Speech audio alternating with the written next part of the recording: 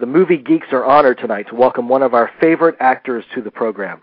Raymond J. Barry first began building a legacy of remarkable performances on the stage, performing with legendary companies like the Living Theater, and eventually going on to win Obie Awards for his Broadway roles in The Leaf People and Molly's Dream. His indelible work in motion pictures includes searing performances in unforgettable films like Year of the Dragon, Born on the 4th of July, The Deep End, Falling Down, The Chamber, Training Day, Interview with the Assassin, Little Children, and on and on and on. He's also appeared in landmark television series like The X-Files, Alias, CSI, and Law & Order. In role after role, this consummate actor always manages to elevate and enrich any work in which he appears. His creative passions aren't just limited to the field of acting, however, as Mr. Barry is also an award-winning playwright and a highly accomplished painter and sculptor as well. On December 21st, he can be seen starring opposite John C. Reilly in director Jake Kasdan's Walk Hard, The Dewey Cox Story. It is a great honor to welcome to our show this evening Mr. Raymond J. Barry. Mr. Barry. Hi. Hi. Thank you so much for joining us tonight. Thanks for having me. I can't wait to talk to you about Walk Hard. It looks hysterical, but I wanted to know how you began, when you kind of first caught the acting bug, and what about it made you feel like you wanted to make acting your life's journey? I was a college student at Brown University, and a person named Jim Barnhill, who was a professor there, came up to me and said they were looking for a football player to play the part of Hal in William Inge's Picnic. Mm. And since I barely spoke at the time, I was kind of taken aback, and I said I didn't think so. And he said, well, I'd like you to at least come to my class. And he had a theater class, which was not only acting, but movement to music and improvisations, and some writing was done by some of the students. And I took the class the following semester because I was interested in it. Long story short, I did the play, and I was a second semester junior at that time. In my senior year, I applied to Yale Drama School, and they accepted me. Again, Jim Barnhill accelerated that process. He had graduated from there, so he had some influence. And I completed my studentship at Brown University and went to Yale, and that was the beginning of my journey. Yeah. Now, in terms of theater, I've heard that Al Pacino said it many times, that he relates stage acting to kind of walking on a tightrope. I think what he means is there's a certain electricity and a sense of excitement and almost danger that doesn't necessarily exist in film. Do you find this to be true about theater work? Mr. Barry, are you with us?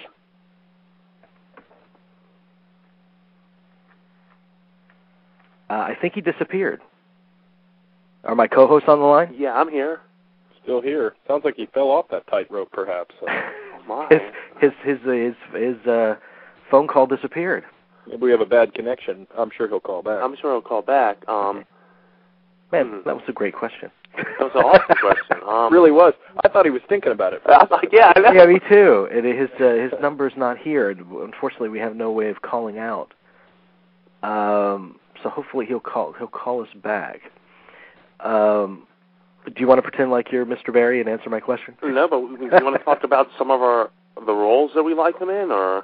Yeah, the amazing roster of performances, and we're going to cover them all tonight. It's Year of the Dragon. You can't beat that, and we're very, very curious about Year of the Dragon because he's great in the scenes with Mickey Rourke. I think he's back up. I think he's cool. Back up here. Let me see.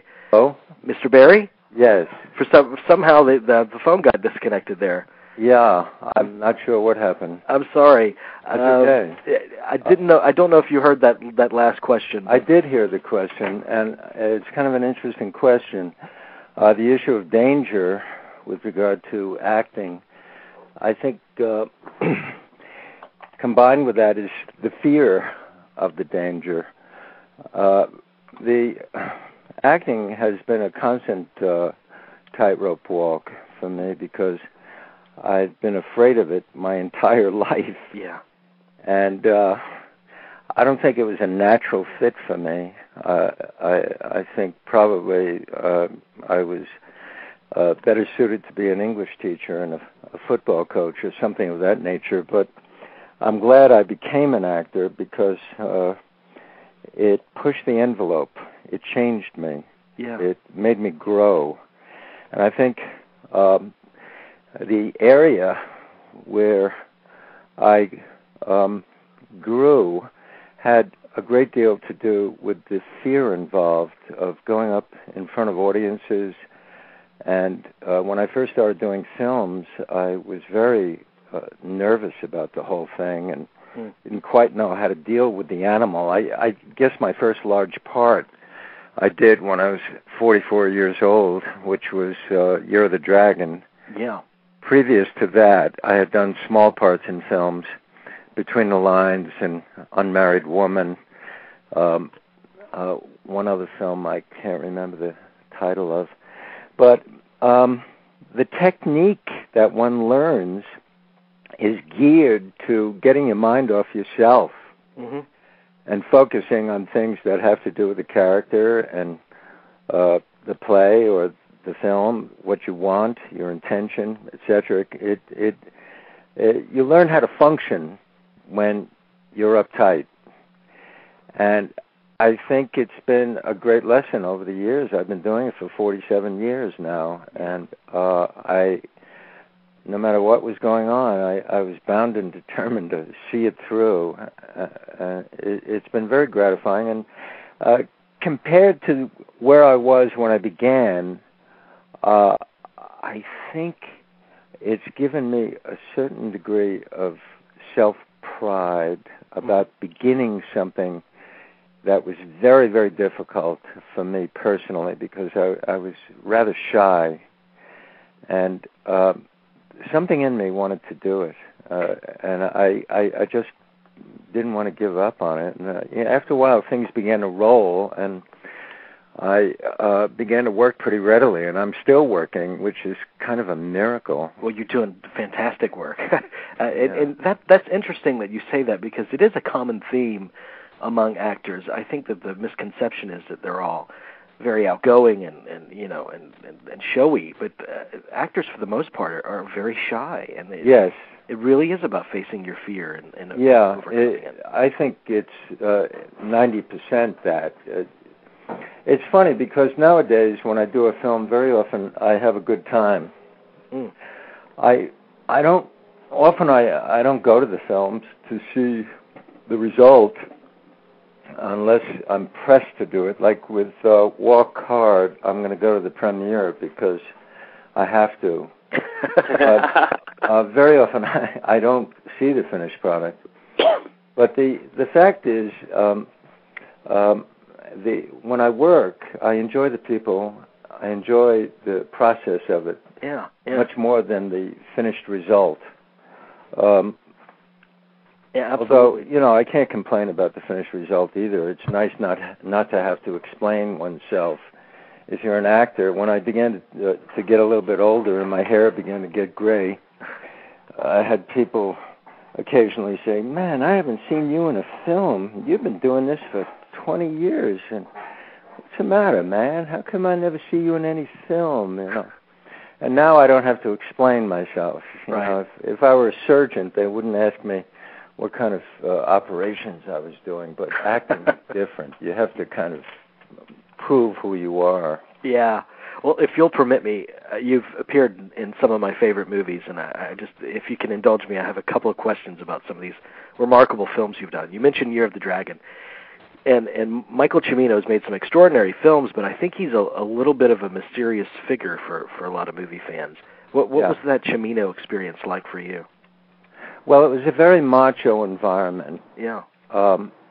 Mickey Rourke had an entourage of people who were very colorful, motorcycle people and boxers, and everybody was kind of like super macho. I believe it. Michael sort of, walked around with his elevator heels, and He was as macho as anyone else. And it was a very male environment. I love that guy, and the reason I feel so strongly about him is because he gave me my first big shot in a film. Yeah.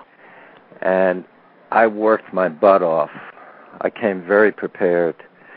I was walking around on eggshells, praying that I wasn't going to screw up whatever it was I was going to do.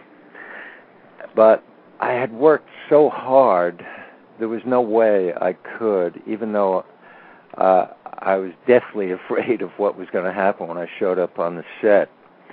I just didn't have the experience. I had plenty of stage experience by that time. But Michael was very supportive, and I felt his love. I felt his nurturing. There was only one scene where I had some difficulty. It was the office scene, which you probably don't remember, but there were 3 or 4 people involved. I think 3 people, actually. And I got a little uptight. But the rest of the stuff felt pretty good. As a matter of fact, there was one long monologue I had in the bar, and they reserved 2/3 of a day to shoot it. And because I was so on top of the words, we shot it in 2 hours, and we're out.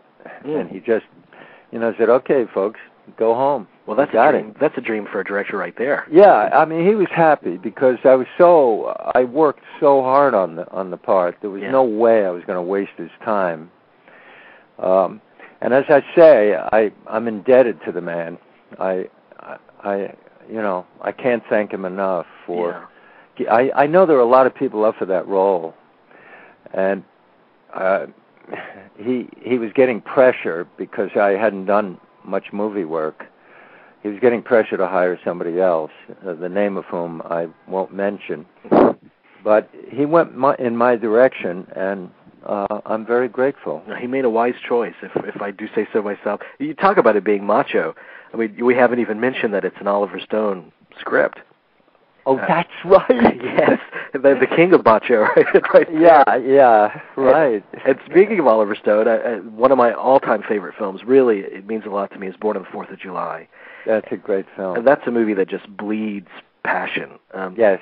I want to know what it was like working with Oliver Stone, in terms of how he works with directors. You mean with actors? Oh, I'm sorry, with actors. Yeah. Oliver Stone is another person I'm greatly indebted to. I'll tell you what he emits from himself. He's such a strong personality, and he's so passionately committed to the subject matter, particularly when it comes to Vietnam, which he served in. Right. That you pick up a energy from him that you better do the best work of your life, or you'll be executed. And there's something about that is very healthy for me personally, because I also felt an enormous responsibility to do well in the film because I cared about the issue. I came through the 60s, and I remember the Vietnam War, and I wanted to do well in the film. And the reality was that my son comes home paralyzed from the waist down, and I have 3 children, and I can't imagine anything more grotesque in a person's life as a parent than to have something like that happen to one of your children. Yeah. And I wanted to do an accurate portrayal of what that experience would be. And it made me uptight. I was doing emotional recalls every day in my hotel room. I figured out that the character had an obstacle. He could not communicate with people. He couldn't say to his son, Ronnie, I love you. Instead, he would say, I built a handle for you next to the tub, Ronnie. I built a ramp for your wheelchair. He could express himself in that way, but he couldn't express his emotions, and he was a very reticent individual when it came to what he was feeling or what he was thinking. And I swear to God, I became that person. I found it difficult to communicate. I'd see Oliver walking. One time I was in a restaurant, and he was sitting with Tom Berenger and Will Dafoe and one other actor, and he reached toward me as I was passing through this crowded bar. Here's a great actor, and he extended his arm, and just then 3 Texans passed in front of me and separated us, and I walked with the Texans away from the table. I was so shy about the whole thing, and I'm sure it had to do with the work I was doing on the character. Mm-hmm. I could not communicate, and I didn't want to sit down next to a bunch of movie stars and pretend that I was comfortable. Yeah. But as an actor, that's what you look for, isn't it? Those moments of transcendence. Well, yeah. I mean, I don't know any other way to go. I mean, if I'm going to do a character like that who experiences that kind of pain and works in the A&P for a living, and his son comes home paralyzed like that from Vietnam, there's only one way to go. You got to put your hand in the fire. Yeah. So, as I mentioned before, I have children. I know how much I care about my kids, and I went through imaginary scenarios of, something happening to my daughter, which I worked on a daily basis until it became ingrained in my being. And I just made it like it was not easy for me to speak to people. Yeah, it's just a remarkably moving movie. Even thinking about it, I tear up occasionally.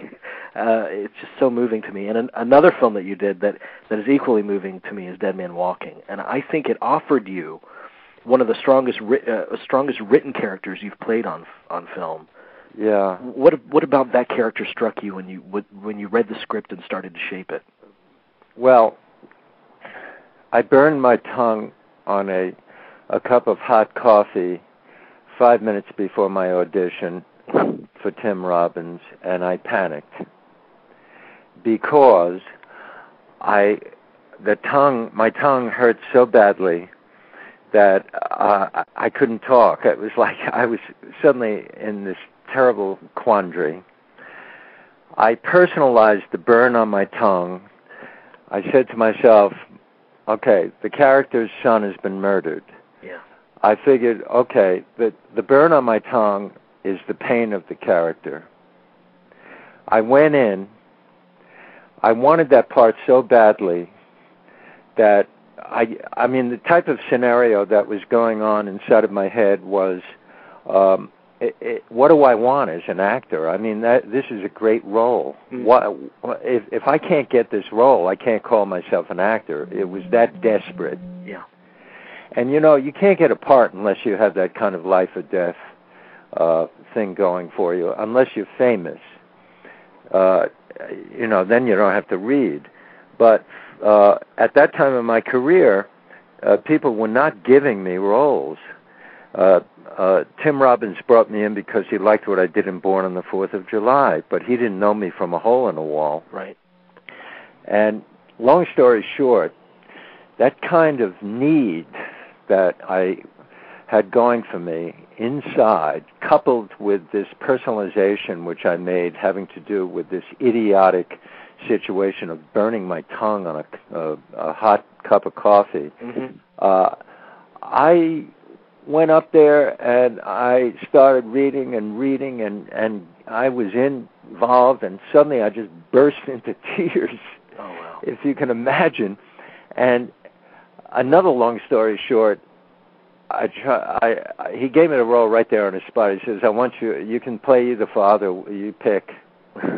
You can pick either one. So I picked the right one because there's an arc in the character. He starts off angry and he ends up in church with Susan Sarandon. I think he really represents the heart of that film and what that film's about.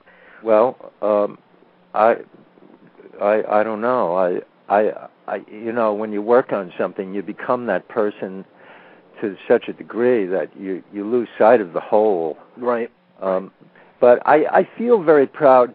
Another anecdote I should mention to you is that when we were actually shooting, Tim could see that I was trying to recreate the same experience I had in the audition. He came up and he whispered into my ear, "Don't cry. I have enough crying in this movie." And it was perfect. Yeah. Because once he said that, I had no requirements whatsoever. It didn't, he didn't want that. And it enabled me to free up my head and not operate from a past memory and just, be truthful. And I'll tell you something. Both Susan Sarandon and Tim Robbins are great people to work for. They're really great people. As a matter of fact, I feel that way about Oliver Stone. Mm-hmm.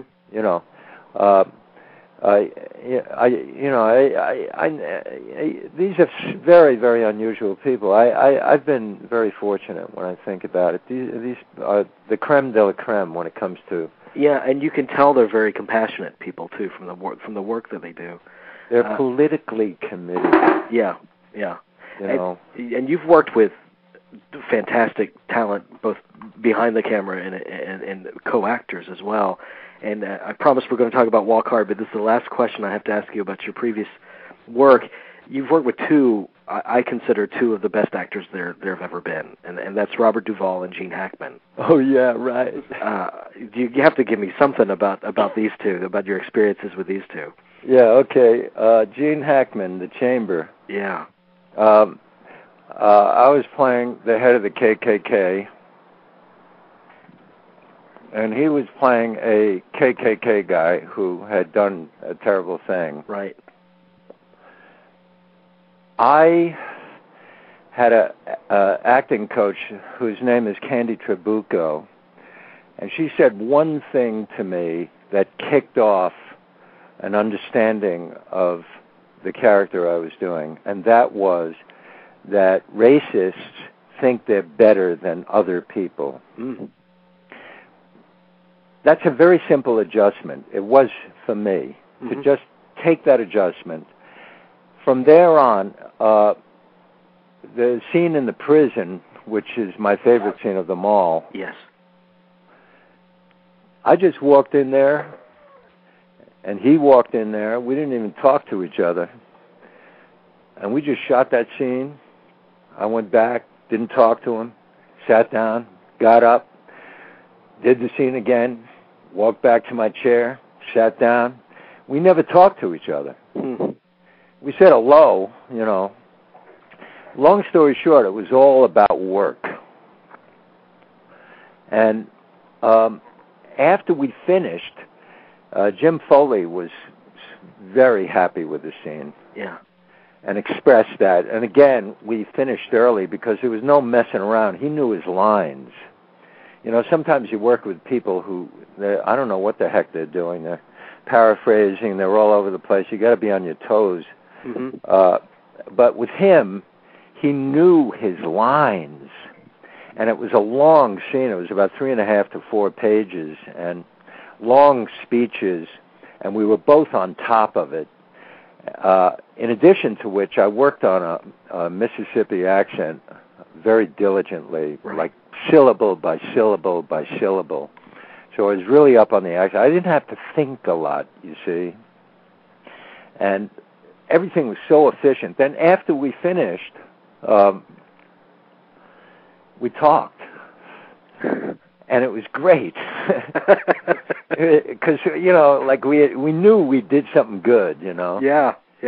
And we had another couple of scenes together, and we got along great.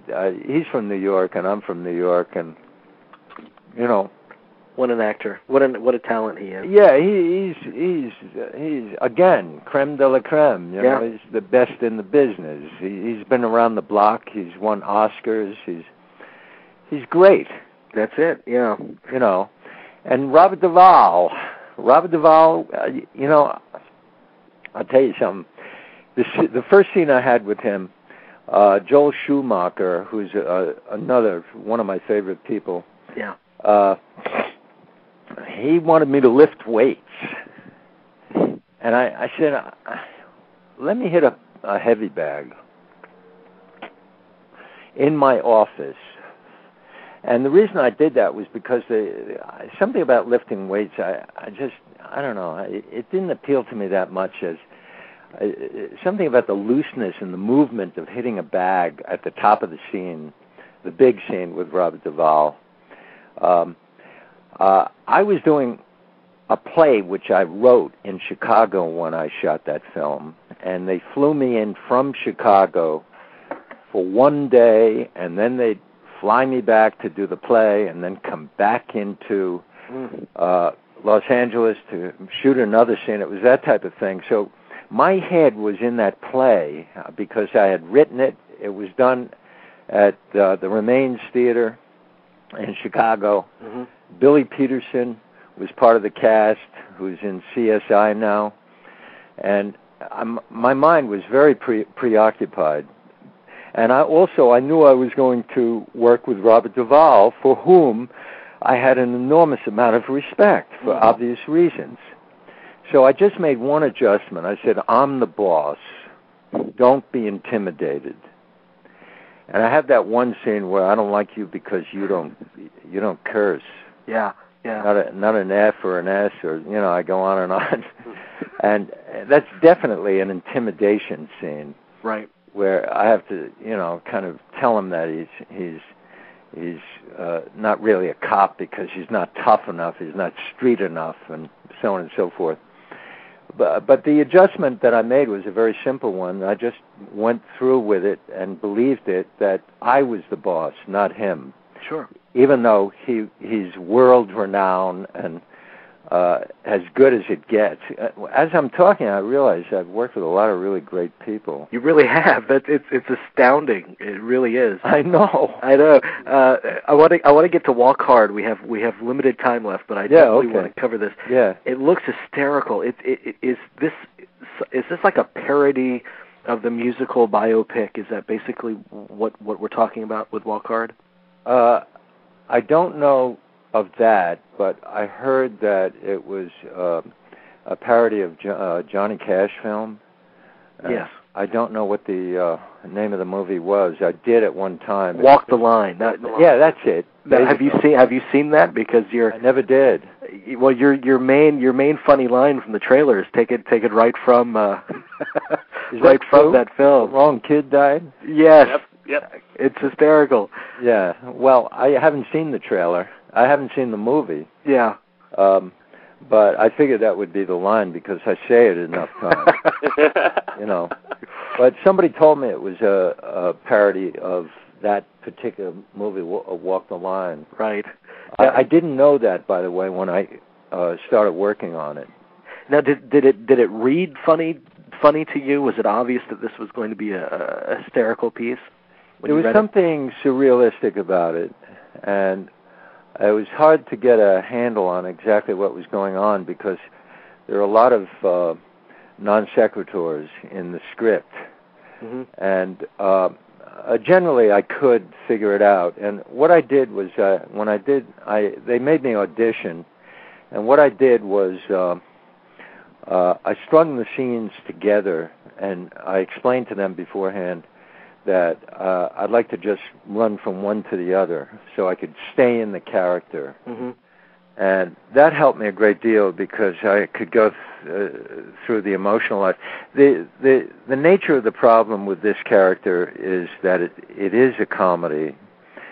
So even though some extraordinary things happen that in normal life would be very, very sad, like the death of a wife, the death of a son. Right. But it's done in a very surrealistic, comical fashion. So the problem is comedy. Mm-hmm. And it's not. I didn't have the same kind of emotional recall and sense memory and all of that stuff that I would ordinarily work on in those types of situations. What I wanted to do with that film was to know the lines so well that I could do it in any way I was asked to do it. Mm-hmm. Fast, slow, standing on my head, wielding a machete, which I have to do in the film. I just didn't want to be all over the place with the lines because I didn't exactly know what was going to be expected of me. Right. So what I did was I just nailed down those words so I could fly with them and not have to think. Mm-hmm. And let my body and my instinct take over as opposed to intellectualizing the experience. And it was a good time. I had a great time. Jake Kasdan was very direct and very simple, and John Riley is cool. He's terrific. Yeah. Yeah. It looks like just a joyful movie. It really does. I had a lot of fun. Yeah. As opposed to doing something like Born on the 4th, where I was trying to recreate this horrible experience. I mean, that was a nightmare for 12 weeks, but I knew that something good was happening. Yeah. Yeah. I just want to make it clear that Walk Hard, the Dewey Cox story, releases in theaters December 21st. Oh, it does? Yes, and I wanted also to give a promo to your painting and your sculptures. Oh, yeah. And our listeners can view samples of your work at your website, raymondjberry.org, and it's just extraordinary work. Well, thank you. And I'm so sorry we don't have enough time to continue this. It's been a delight. Okay. It's been a delightful conversation for us, and please come back and join us sometime in the near future. Thank you so much. Thank you, I'd be sir. delighted. Thank you. Thank you very much.